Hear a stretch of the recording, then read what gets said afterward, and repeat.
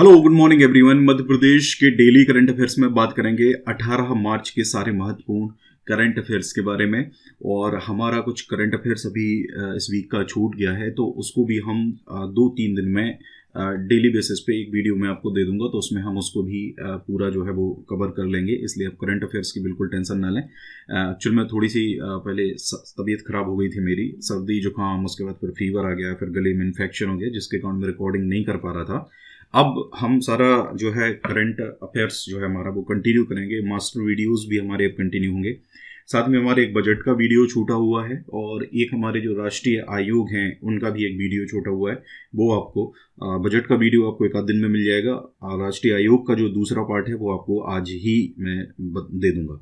तो बाकी पूरा हम जो है वो कवर कर लेंगे। तो सबसे पहले क्विक रिकैप करेंगे। क्विक रिकैप करने से पहले हमारा जो मध्य प्रदेश का करंट अफेयर्स है सितंबर से लेके अक्टूबर और नवंबर तक का आ गया है। दिसंबर में थोड़े से कुछ नई चीजें मैं ऐड कर रहा हूँ, इसके कारण ये मैं आपको 1 से 2 दिन में दे पाऊंगा। ये आप करंट अफेयर लेना चाहते हैं तो ले सकते हैं। और इसको कंपाइलेशन के नाम से हमने निकाला है, यानी कि इसमें जो क्वेश्चंस हैं वो आपके एमसीक्यू फॉर्मेट में बनाए गए। ठीक है, एमसीक्यूज के फॉर्मेट में पूरा रहेगा, जैसा हम थ्योरी के फॉर्म में डिस्कस करते थे। थ्योरी के फॉर्म में हमारा पूरा रहता था आउटलुक में, इसमें हमारा एमसीक्यू फॉर्मेट में रहेगा, और इसमें एक्सप्लेनेशन भी साथ में आपको मिलेगा। तो ये नवंबर तक का पूरा आपका आ गया है। इसके साथ साथ हमारा जो 6th मंथ वाला है वो भी हम निकाल देंगे, जिसमें जुलाई से लेकर पूरा हमारा दिसंबर तक का 2020 का रहेगा। तो ये जैसे ही हमारी दिसंबर की आ जाती है तो हम उसके बाद फिर 6th मंथ का आपको 2 से 3 दिन के अंदर दे देंगे। ठीक है, इसके अलावा कुछ पुरानी बुक्स भी हैं, ये अगर आप लेना चाहें तो ये भी ले सकते हैं। करंट अफेयर्स आउटलुक आपके लिए सबसे बेस्ट रहेगा कि 6 मंथ का ये वाला एडिशन लें, और जो जिन्होंने 6 मंथ का खरीदा है वो दूसरा 6th मंथ का ले लें। मंथली जो लोग ले रहे थे वो मंथली ले सकते हैं इसको। कुछ और ई बुक्स भी हैं जिनमें science, general management science class 8, 9, 10th की समरी, ठीक है, ये जी विज्ञान की समरी है क्लास 11th और 12th की। चलिए क्विक रिकैप करते हैं। सबसे पहले पहला जो क्वेश्चन था, 1500 किलो कबाड़ से देश का सबसे बड़ा लोगो कहाँ बनाया गया है? तो ये भोपाल में बनाया गया है। भोपाल में जो ISBT है, यानी कि इंटर स्टेट बस टर्मिनस है, वहां पर 1500 किलो कबाड़ का यूज करके देश का सबसे बड़ा लोगो वहां के नगर निगम के द्वारा बनाया गया है। चीन में होने जा रही वर्ल्ड यूनिवर्सिटी गेम्स में गौरव यादव भारत का प्रतिनिधित्व करेंगे। उनका संबंध किस जिले से है? तो इनका जो संबंध है वो है आपका भिंड जिले से। भिंड जिले में जो मौ करके स्थान है वहां से इनका संबंध है। हालांकि ये रहते ग्वालियर में है, कई लोगों को ऐसा लगता है कि इनका संबंध ग्वालियर से है, वैसे रहने वाले मौके हैं। ठीक है, अब ग्वालियर में फिर बाद में शिफ्ट हो जाते हैं, क्योंकि जैसे अपना स्पोर्ट्स है, जैसे कोई एकेडमी है। अब एकेडमी तो छोटी छोटी प्लेसेस पे होती नहीं, डेली अप डाउन किया नहीं जा सकता, तो ऐसे लोग बच्चों के लिए अपने वहां पर शिफ्ट हो जाते हैं। ठीक है, किस राज्य में केश शिल्पी बोर्ड का गठन किया जाएगा? तो ये मध्य प्रदेश में किया जाएगा केश शिल्पी बोर्ड का गठन। प्रदेश के सभी 407 नगरीय निकायों में मिशन नगरोदय कार्यक्रम का आयोजन कब किया जाएगा? तो ये 407 नगरीय निकायों में मिशन नगरोदय कार्यक्रम का आयोजन किया गया है 12 मार्च 2021 को। हाल ही में मुख्यमंत्री आशीर्वाद योजना की शुरुआत करने वाला दूसरा जिला बन गया है। तो मुख्यमंत्री आशीर्वाद योजना की शुरुआत करने वाला जो दूसरा जिला है ये बन गया है जबलपुर। पहला जिला है वो है आपका ग्वालियर। हाल ही में कायाकल्प अवार्ड 2020-21 में अव्वल आने का श्रेय किस जिला अस्पताल ने हासिल किया है? तो ये जबलपुर का जिला अस्पताल है जो कायाकल्प अवार्ड में मध्य प्रदेश में प्रथम स्थान पर रहा है। नेक्स्ट है, मध्य प्रदेश में जो कृषि उपकरण हैं उनकी खरीद पर अब 1% टैक्स लगाया जाएगा, जो पहले 10% था। ठीक है, और ये कैबिनेट की जो बैठक हुई है उसमें ये निर्णय लिया गया है। चलिए आज का करंट अफेयर डिस्कस करेंगे। MPPSC की टेस्ट सीरीज में हमारे 13-14 FLT हो गए हैं। अगर आप ज्वाइन करना चाहते हैं तो इसको आप ज्वाइन कर सकते हैं। इसमें लेटेस्ट सिलेबस के हिसाब से सारे बनाए गए हैं, जिसमें आर्टिफिशियल इंटेलिजेंस हर एक FLT में हमने कवर किया हुआ है। सारे पेपर्स जो है वो स्टैंडर्ड्स के हिसाब से है, और बहुत अच्छे स्टैंडर्ड्स के पेपर जो हैं वो इसमें बनाए गए। इसमें कमीशंस के भी आपको बहुत सारे क्वेश्चंस मिलेंगे। इंफॉर्मेशन एंड कम्युनिकेशन, जैसे आपका इलेक्ट्रॉनिक्स है, तो इनके सबके क्वेश्चंस जो हैं वो आपको इसके अंदर मिलेंगे एक्सप्लेनेशन के साथ। साथ ही आप कांस्टेबल की टेस्ट सीरीज भी लेना चाहें, इसमें 25 टोटल FLT जो हैं वो हैं। इसमें अभी डिस्काउंट चल रहा है फ्लैट 100, MPPSC पे चल रहा है फ्लैट 200। तो ये अगर आप लेना चाहें तो ले सकते हैं। चलिए स्टार्ट करते हैं। पहला हमारा आज का प्रश्न है, राज्य निर्वाचन आयोग ने निर्वाचन के प्रति मतदाताओं में जन जागरूकता लाने के लिए किसे राज्य स्तरीय ब्रांड एम्बेसडर नियुक्त किया है? तो देखिए, राज्य निर्वाचन आयोग, ठीक है, राज्य निर्वाचन आयोग ने सारिका घारू, ठीक है, सारिका घारू को अपना ब्रांड एम्बेसडर बनाया। अभी जो नगरीय निकाय के चुनाव होने हैं, जैसे आपका नगर पालिकाओं के, नगर निगम के, इनके जो चुनाव होने हैं उनके लिए, और त्रिस्तरीय पंचायतों के आम निर्वाचन के लिए 2021 का जो चुनाव होना है, उसमें निर्वाचन के प्रति मतदाताओं में जन जागरूकता लाने के लिए, ठीक है, जन जागरूकता लाने के लिए शासकीय उच्चतर माध्यमिक विद्यालय सांडिया, जो पिपरिया के अंतर्गत आता है, होशंगाबाद जिले के, इसकी अध्यापिका हैं सारिका घारू।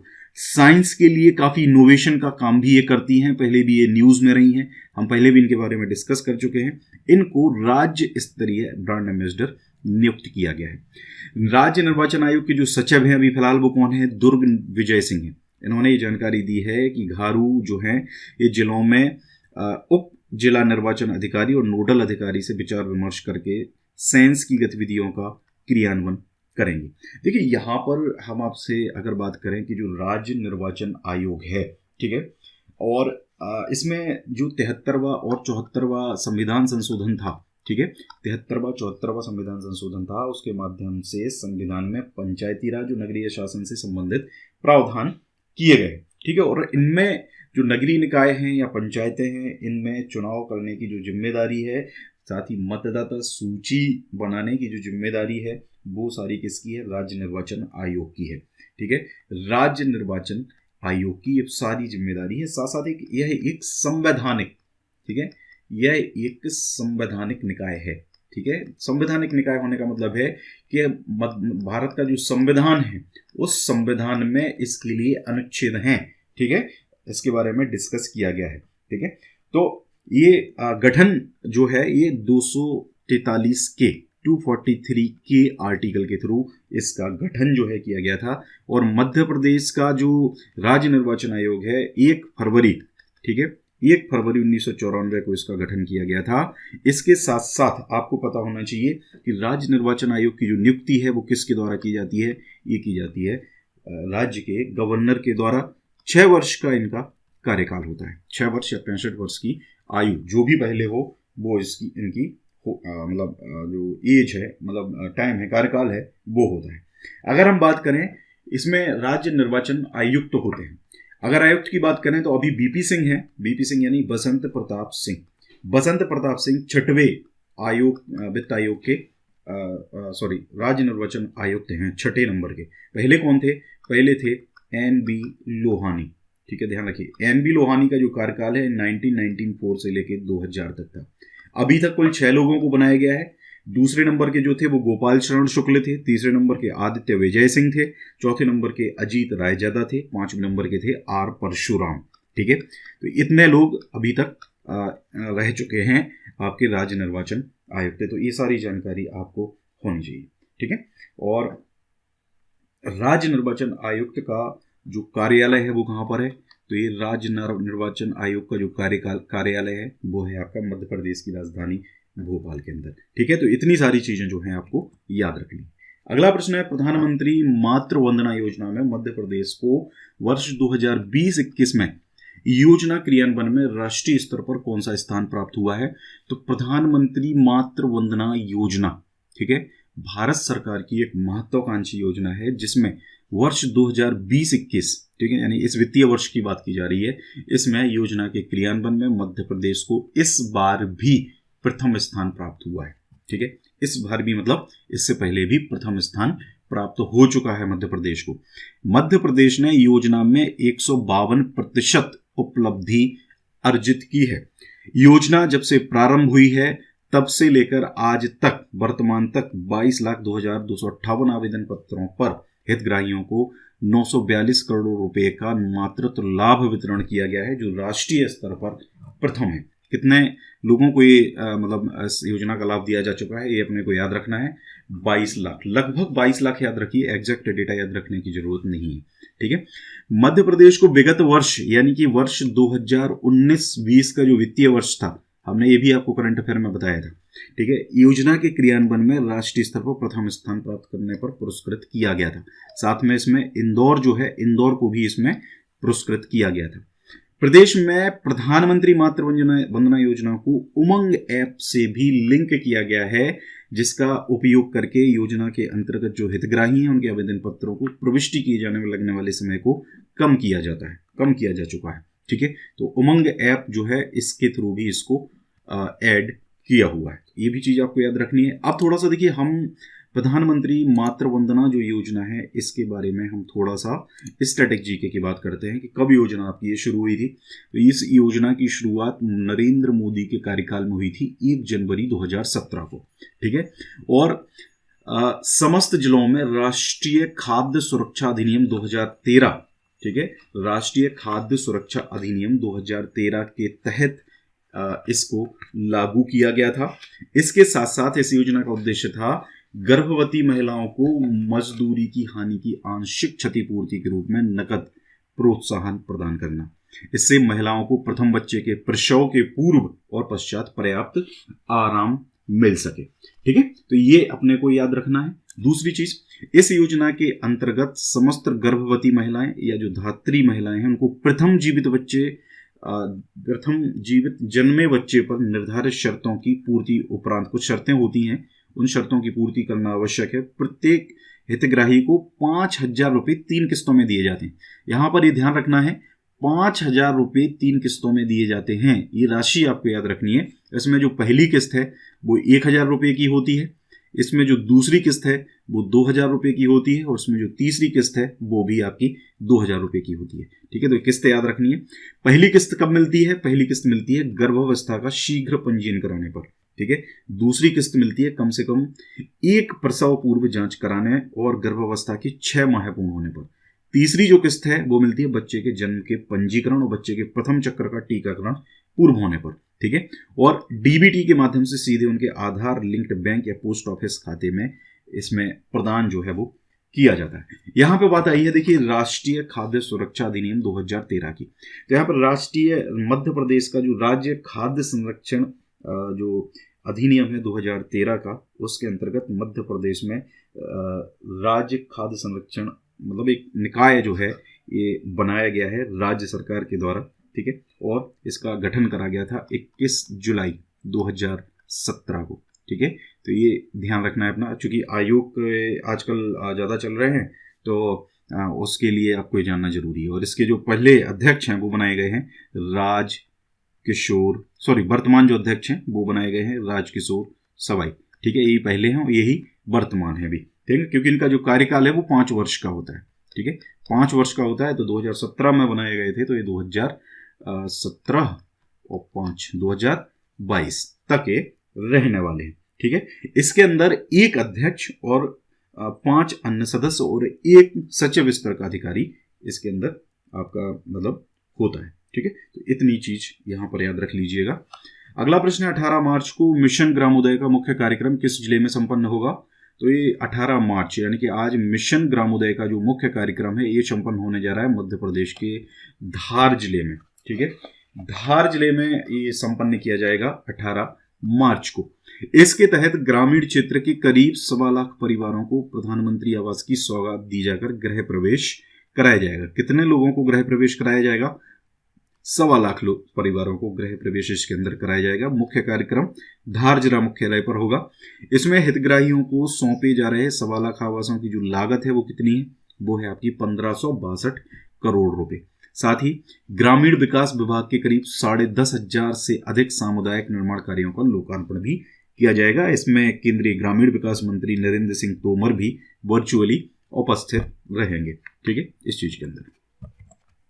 नेक्स्ट है, थोड़ा सा ये डेटा है, अपडेट कर लीजिए इससे अपने आप को। देखिए, मध्य प्रदेश में समस्त स्रोतों से करीब 1,15,00,000 हेक्टेयर कृषि भूमि को सिंचित किया जा रहा है। ठीक है, बहुत मोस्ट इंपॉर्टेंट डेटा है। इस तरीके के डेटा जनरली एग्जाम मतलब कहीं मिलते नहीं। ठीक है, और इसमें आगामी 1 वर्ष में 5 लाख हेक्टेयर सिंचाई क्षमता का विस्तार करने का लक्ष्य रखा गया है। दोनों ही चीजें बहुत मोस्ट इंपॉर्टेंट हैं कि लक्ष्य कितना रखा गया है और अभी फिलहाल कितनी कृषि भूमि सिंचित हो रही है। नर्मदा घाटी विकास विभाग के द्वारा सिंचित रकबे में वृद्धि के लिए परियोजनाएं तैयार की गई हैं। इनका क्रियान्वयन आगामी 3 वर्ष में किया जाएगा। ठीक है, ये भी आपको ध्यान रखना है। वर्तमान में मध्य प्रदेश में 21,000 मेगावाट उत्पादन क्षमता हासिल की जा चुकी है। ये है ऊर्जा की, यहां पर हम बात कर रहे हैं 21,000 मेगावाट। ठीक है, ये ध्यान रखिएगा। अगला प्रश्न है, प्रदेश का पहला पेड ओल्ड एज होम कहां बनाया जा रहा है? हालांकि हम इसको डिस्कस कर चुके हैं पहले भी, लेकिन अभी फिर से न्यूज में आया तो मैं आपको फिर से बता रहा हूं। प्रदेश का पहला पेड ओल्ड एज होम है, ये मध्य प्रदेश की राजधानी भोपाल के अंदर बनाया जा रहा है। और किसके द्वारा बनाया जा रहा है? तो ये सामाजिक न्याय और निःशक्त जन कल्याण विभाग के द्वारा बनाया जा रहा है, जो एकाकी वरिष्ठ जन है उनके लिए। ठीक है, भोपाल में ये बनाया जा रहा है, आधुनिक सुविधाओं से युक्त होगा। 10 करोड़ 83 लाख रुपए की लागत से इसका जो भवन है वो बनाया जाएगा और इसमें 56 वरिष्ठ जन के रहने की सुविधा इनिशियली होगी और प्रदेश का पहला पेड ओल्ड एज होम होगा। तो बात करते हैं 2 प्रश्नों की। इससे पहले हमने 2 प्रश्न पूछे थे कि वर्ष 2020 में किस राज्य में राष्ट्रीय जल सम्मेलन का आयोजन किया गया? तो ये मध्य प्रदेश में राष्ट्रीय जल सम्मेलन का आयोजन किया गया है। ठीक है, ध्यान रखिए, वर्ष 2020 में भूमिगत जल स्तर जो है उसको सुधार करना या जल से संबंधित जो चीजें हैं उनका डिस्कशन जो है वो इस सम्मेलन के अंदर किया गया था।